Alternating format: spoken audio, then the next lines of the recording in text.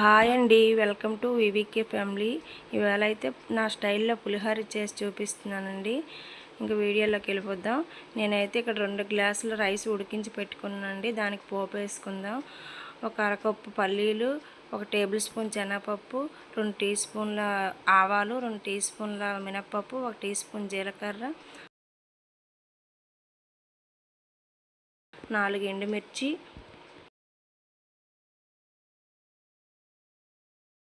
ఒక 5-6 పచ్చిమిర్చి,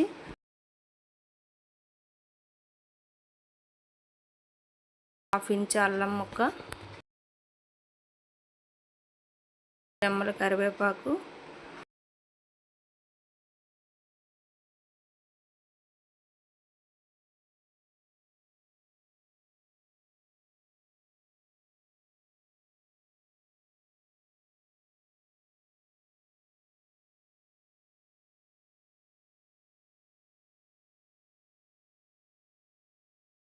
ఒక హాఫ్ టీ స్పూన్ ఇంగువ పొడి వేసుకుందాం.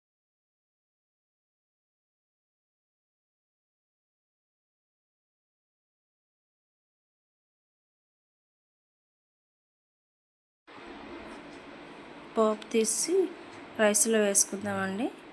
రైస్లో వేసాక నెక్స్ట్ నేను ఇక్కడైతే ఒక పెద్ద నిమ్మకాయ సైజు చింతపండు తీసి ముందుగానే నానబెట్టుకున్నానండి. ఆ గుజ్జు తీసి ఈ పోపుని అదే కడాయిలో వేసుకుందామండి. వేసి అంతా మిక్స్ చేసి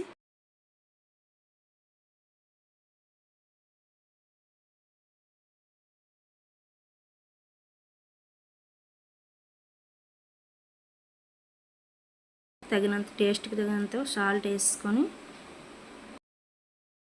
అంతా కలుపుకోవాలండి.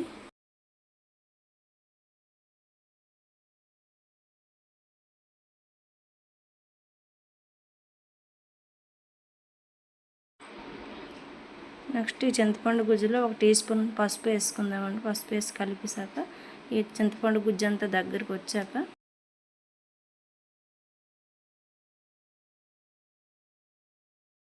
పసుపు అంతా మిక్స్ అయ్యేలా గుజ్జులో మొత్తం మిక్స్ చేసుకోవాలండి.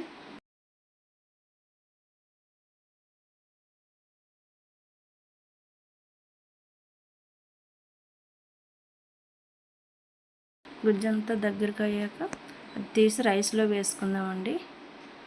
రైస్లో వేసి రైస్ అంతా మిక్స్ చేసుకుని